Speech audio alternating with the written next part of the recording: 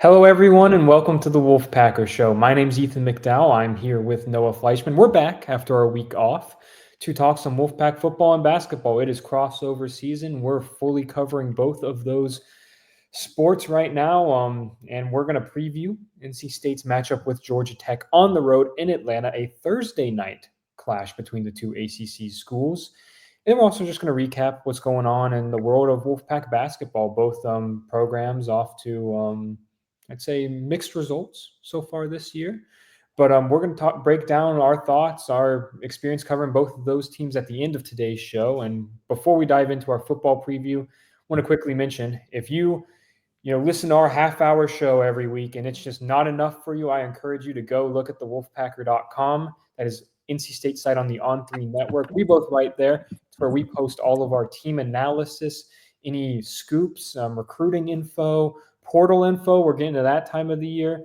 And anything you want to know about Wolfpack athletics, we got it covered on there. Noah's covering, soccer, wrestling, cross country. We've got coverage of everything up on the wolfpacker.com, and I encourage you to all go check it out. Right now, you can join for about 50% off your annual subscription. Comes out to $4.99 a month, I believe. It's a great deal. So go check it out. That is, again, the wolfpacker.com. All right, Noah, let's talk some Wolfpack football. NC State's 5-5. Not a conversation we thought we would be having this season, but we don't have to rehash everything that's happened to this point. It has been a disappointing year for NC State football, full stop. The Pack still has goals in mind. They take pride in being a bowl-eligible team. They're on a little streak here, and they want to keep that going. And they have to defeat either Georgia Tech or UNC in the next 2 weeks to clinch a spot in the bowl. We don't have to get too far into it. They still could make a bowl if they lose both, but to ensure that they're playing postseason football, they have to either beat Georgia Tech or beat their in-state rival, North Carolina. First up's the Yellow Jackets. The Yellow Jackets are 6-4 this year. They have technically multiple top 10 wins this season. The Florida State one, it's not a top 10 win, but it was technically at the time. And then they got a very real top 10 win a couple weeks ago at home against Miami. This team has not lost at home this season. They're a good squad. Noah, I want to get your initial thoughts on the Yellow Jackets and what, in my opinion, is not a favorable matchup for NC State. Yeah, it's definitely not a favorable matchup when you look at this on paper. The game's played on the field, but when you look at it on paper, it doesn't favor NC State well. Georgia Tech has one of the top rushing defenses in the league and also has one of the top rushing offenses in the league. They take care of it on the ground. They win the line of scrimmage. And NC State has been up and down in both categories on whether it was, running the ball themselves or stopping the run. They've had games where they've done it. They've had games where they haven't. Yeah. And this week, Ethan, they're going to need a game where they do it, because if they don't, it's a long day. Georgia Tech presents a lot of unique challenges. They played two quarterbacks, most likely with Haynes King and Aaron Philo. Haynes King's more of he's their starter, but he's hurt. So he just turns into basically Brennan Armstrong last year and just runs the ball. And then you have Aaron Philo, who does the passing for the most part. So look out for numbers 10 and 12. But overall, Ethan, it's a game that's not the most favorable for NC State. They can try to win it. Yes, they're coming off a bye, but so is Georgia Tech. So it's kind of level on that playing field. Georgia Tech's not on a short week, which you could try to look for your advantage. The only advantage I think the NC State looks for is they're on the road. There's no pressure to win the game, and you'll see what happens. Something that I think has impressed me about this team throughout, the highs and lows of this season is they've never seemed like tight or they've been able to stay loose. I think part of that is you have a young quarterback and CJ Bailey kind of leading you. I think you mentioned it, like there's no pressure. I don't think they're going to play feeling pressure. I think this is going to be a loose team that's coming in motivated. And until I'm proven otherwise, I will never be concerned about effort with a Dave Doran coached football team.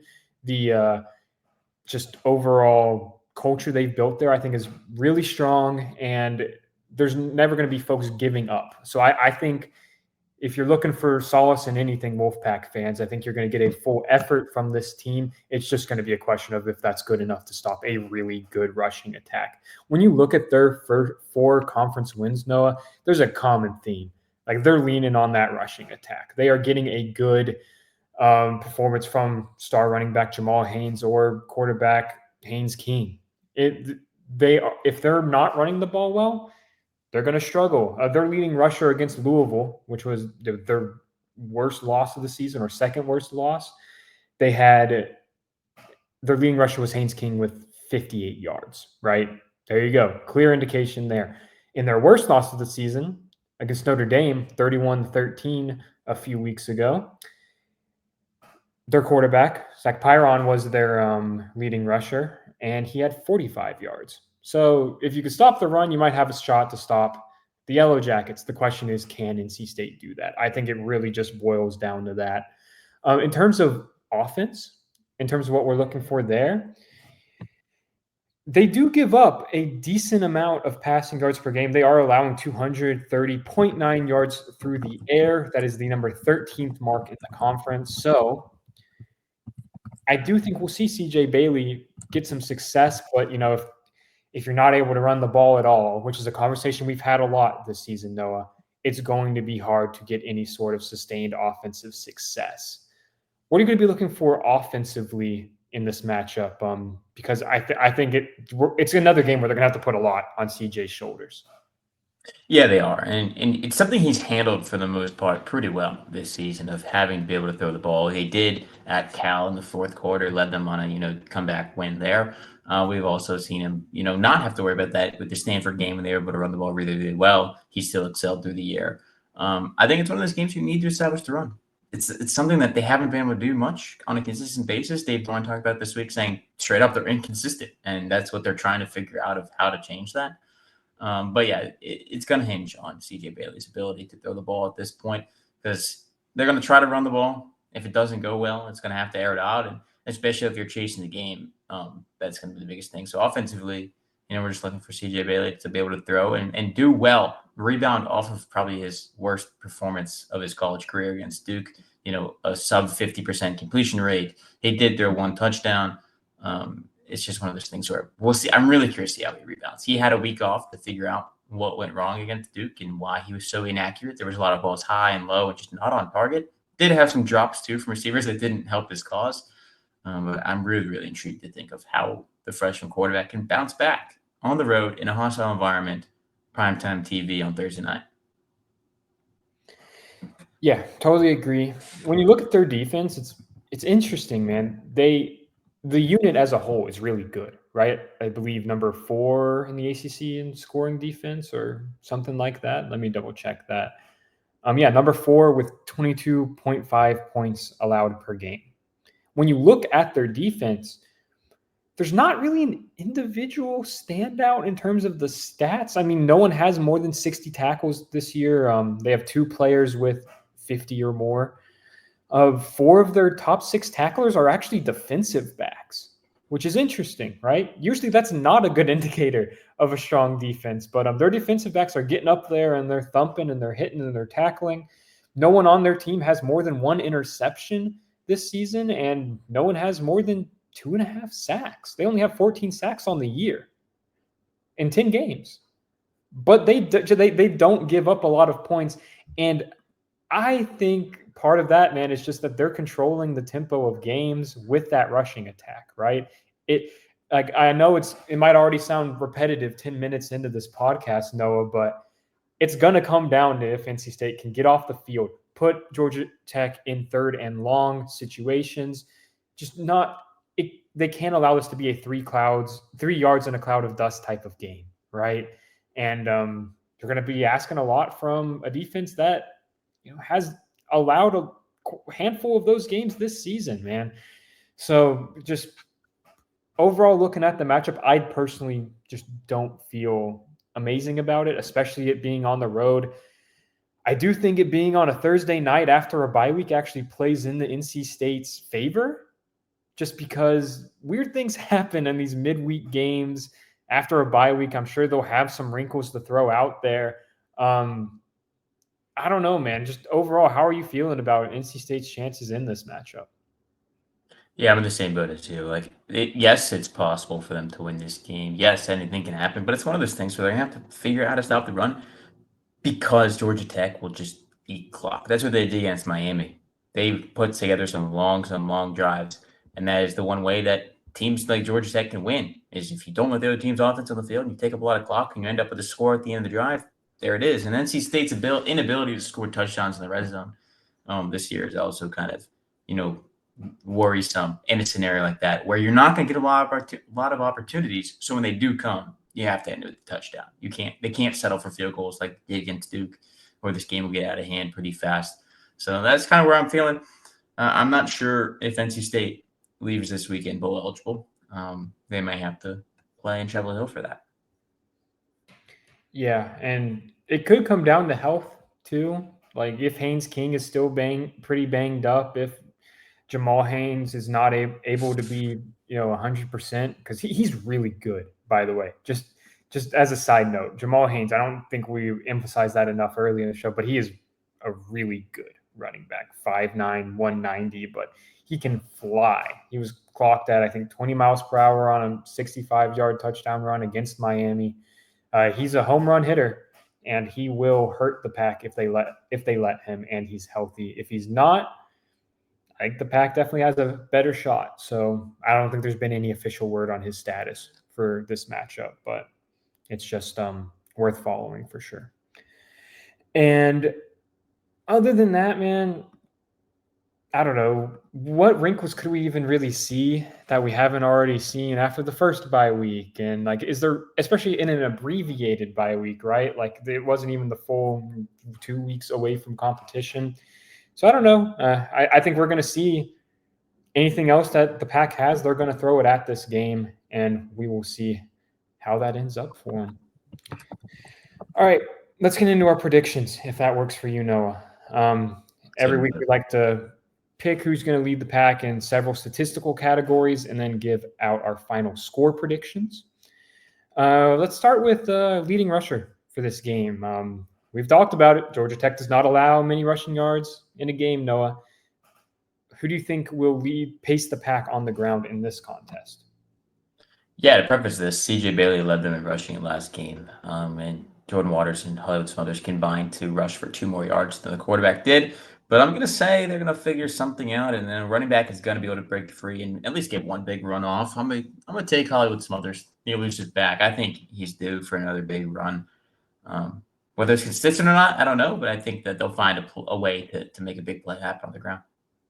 Yeah, I think it's going to be a tough day for running the ball in general. So I'm sticking with you there. I'm going to pick Hollywood just because I don't think it's going to be a day where you have reliable 4 yards, 5 yards, 6 yard runs. I think if you're having rushing success at all in this game, I think it's going to be a matchup where Hollywood breaks off some 40, 50 yarder. And that puts him in front for the day.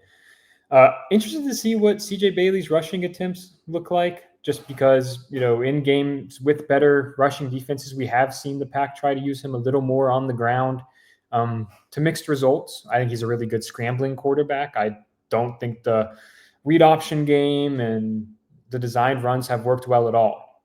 So we'll see how the Pack approaches that side of it. I don't think he's going to lead the team in rushing, to be clear, but that's just something to keep an eye on as well in this matchup. What about receiving? I do think it could be a good big day for Bailey through the air. So who do you think will be the primary benefactor of that?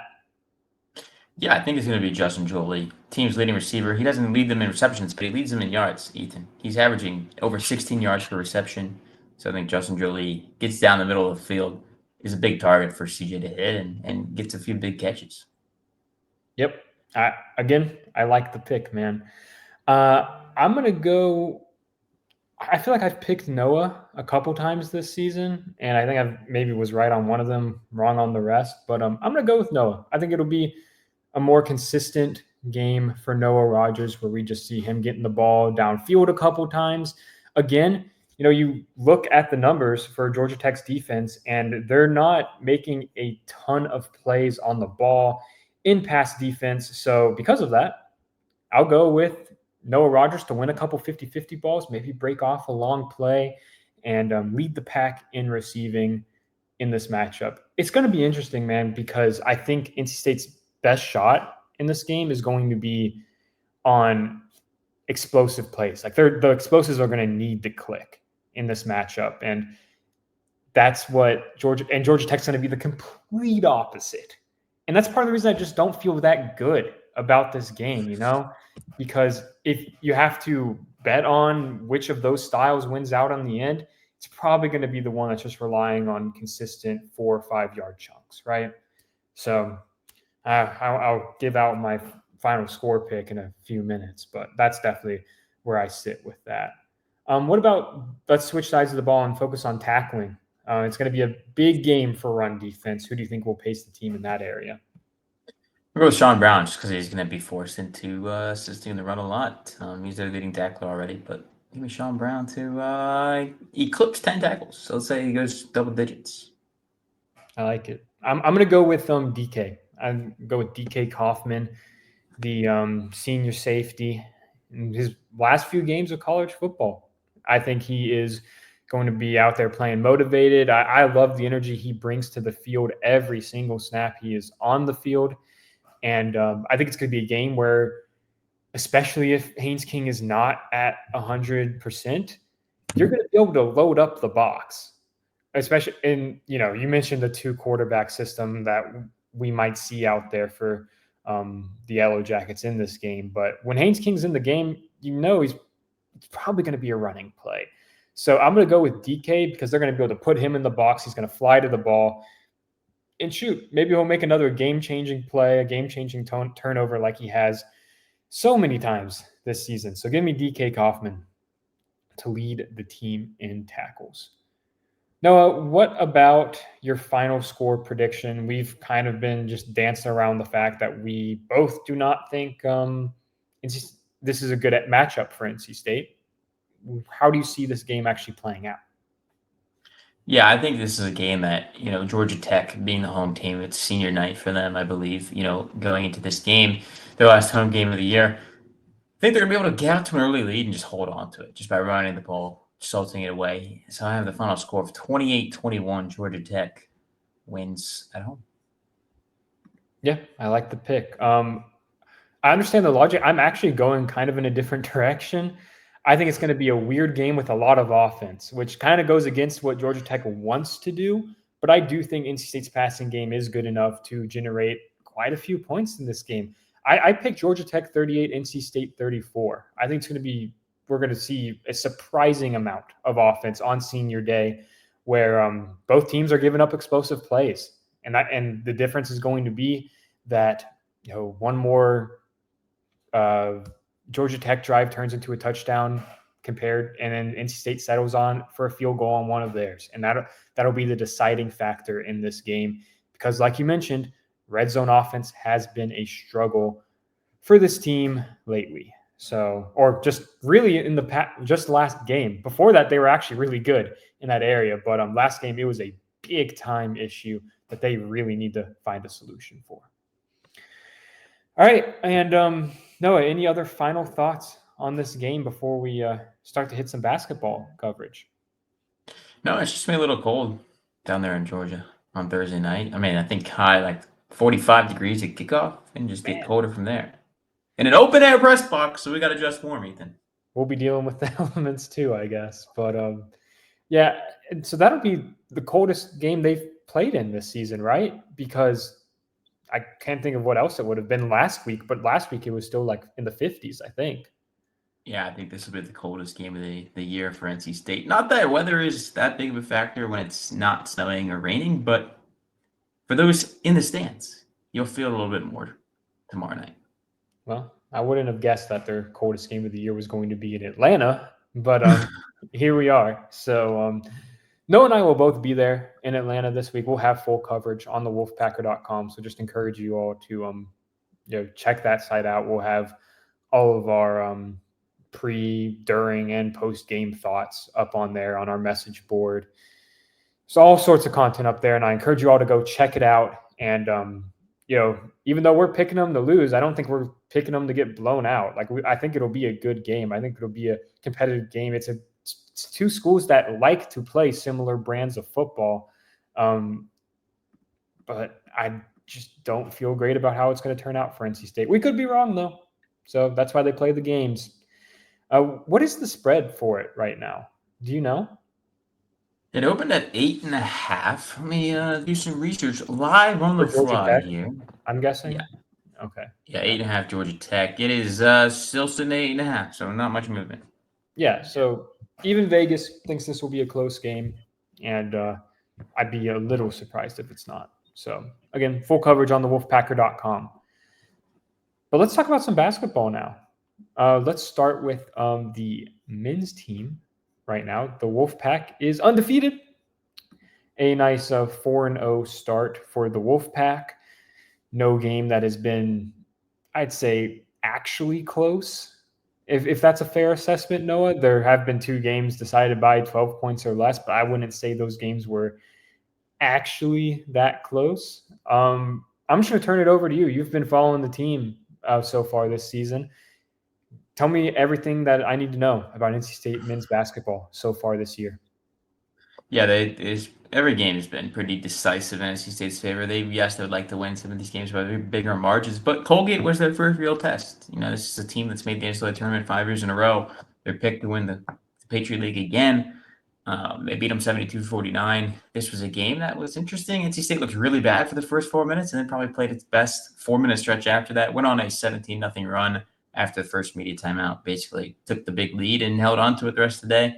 Ben Middlebrooks provided 19 points off the bench in just 16 minutes. Marcus Hill did his thing, 17 points. And the only problem that people have really poked from this game was NC State was 3 of 14 from 3.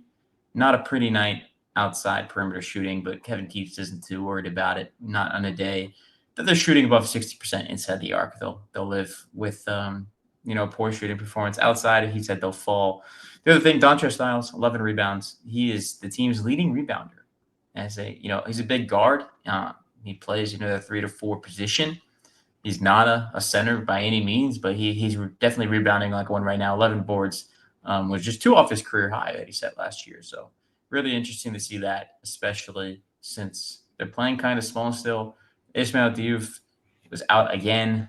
He played 1 game, gets hurt in practice now. He's dealing with the bone bruise in his elbow. And then Trey Parker had a hard fall against Coastal Carolina, a game he played his best basketball game. In a small sample size. He's also currently dealing with what appears to be a left wrist hand injury after falling hard. MRI came back negative. Keats called both of them. Day to day, he's unsure when they'll come back, but it's nothing major. Both guys will be back. And then Mike James, he's been out all year. They expect him back sooner than later, 2 to 3 weeks. So maybe they can see him for Texas. I think that would be really exciting to see who they think is probably one of their best players. Still hasn't even played yet. So he's someone that, in all likelihood would slot into the starting lineup, right? How do you see that kind of changing once he's back? Yeah, I think he will. I don't maybe not right at the beginning when they try to work him back into playing, but I definitely think he slots in at the 3, and we might see Jaden Taylor come off the bench like he did during the NCAA tournament last year, which worked really, really well. Jaden Taylor's been playing pretty well, for the first 4 games. His shooting numbers aren't great. He's a volume shooter. He is leading the team in points right now at 14, but he's shooting 45%. They'd probably like to see that go a little bit higher with an 18% 3-point shooting. So we'll see. But I think that's probably what they'd make to start with. You could also look at playing Taylor at the 2 and putting Marcus Hill on the bench. But right now, Marcus Hill is just being really, really effective, getting in the paint, getting to the rim, getting to the free throw line, something that he was one of the best in the country at a year ago. He's showing that right now. So expect Mike James to slot into 3 when he's ready to go. So I think the preseason expectations for this team were just all over the place, right? Like you lose so much from a Final Four squad, and then it makes sense. It makes sense why it was so just kind of divisive on how good this team was going to be. I think you had them finishing about middle of the pack in the ACC. Has anything you've seen through these first 4 games? I know the competition hasn't been that great, but has anything you've seen so far cause you to adjust those expectations at all?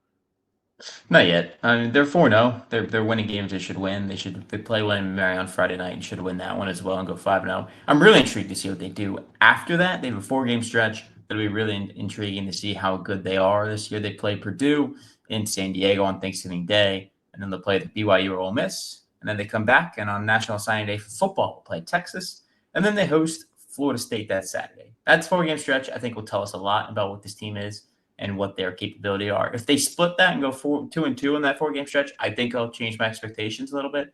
But right now, it's kind of just waiting for that 4-game stretch to really see how good or how much work they need to do. Yeah, absolutely.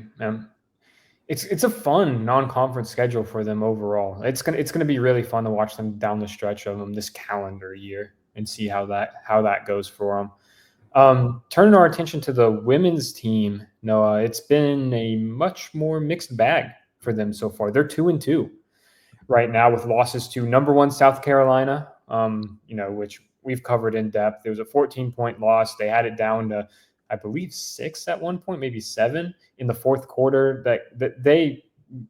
It was a competitive game without a doubt against the Gamecocks. And last week they played 2 games. They beat Kent State 79-51. I thought it was a very good performance by them. Isaiah James had 20 in that matchup and just continued those positive vibes in an otherwise tough game against TCU. The Pack lost 76-73. Isaiah James had a shot at the buzzer to win it to tie it after a furious comeback, but it fell short. And the concerns we talked about in the preseason were very apparent in this matchup. TCU center Sedona Prince, going to be one of the top centers in college basketball, and she showed why in this game. She had 31 points and 16 rebounds, and to be frank, until really the last few minutes of the fourth quarter, she got whatever she wanted in this game. And that's because NC State just didn't have a great answer for a dominant post player at this point. This is where the preseason injury to Caitlin Weimer really hurts. The Pack does not have an all-conference big on this roster right now. That is very apparent, and they need that to change if this is going to be a Final Four caliber team. There's still a long way to go. They're still the number 20 team in the country, and I think all things considered, that's a more appropriate ranking than the number 9 spot they were tabbed to be in the preseason. So I think you're just going to have to, if you're a Wolfpack fan, you're going to have to hope that the post players grow up quickly. Mallory Collier has been good in stretches, but she could not guard Prince in this game. Lizzie Williamson has also shown flashes. Again, couldn't guard Prince. And then, they're resulting to playing Tota Trigger, a 6'6" freshman who certainly has the height to be a post player, but is someone they more so saw going into the season as a 4, and they're having to play her at center. So it's been a mixed bag because the guards have been really good. Sanaya Rivers, Zoe Brooks, and Isaiah James, and Sam Jones, especially Madison Hayes, they've all been really, really solid to start the year. It's very clear that Isaiah has just continued to take her game to another level. She dropped 27 despite having flu-like symptoms the couple days prior to the game. She couldn't even start the game because she was still feeling under the weather. And she proceeded to drop 27 points in 29 minutes. Noah was an instrumental part of that comeback and was just on fire in the third quarter, especially. So the guards are going to be able to take this team pretty dang far, right? They're going to be able to win a lot of games just solely off of their own ability, their own skill. There are not many backcourts as talented as the Pack. But against top 25 teams like TCU is now and will likely be for a lot of this year, it's going to be a struggle to beat those squads. So we'll see how the post players grow, but that's kind of where I sit on the Wolfpack women's team so far. They have 2 games coming up, one against Coastal Carolina on Thursday and then another one against Southern the following Monday. Those are get-right games. They'll have a chance to probably win big, probably establish some sort of rhythm. And then it's back at home for the SEC ACC Challenge against a ranked Ole Miss team. And that's going to be a great test. So we're going to find out a lot about the Pack in that game. And between now and then, post players just have to keep growing. That's what's going to decide the ceiling of this basketball team. All right, folks. Appreciate you all tuning into the Wolfpacker Show today. We will be back on Friday, I guess, to recap everything that happened in this game. And we will look forward to talking to you all then. Again, please check out thewolfpacker.com. It is 50% off for an annual subscription. And we'd really appreciate it if you'd give us a shot. So we'll talk to you soon. And thank you all for tuning in to the Wolfpacker Show.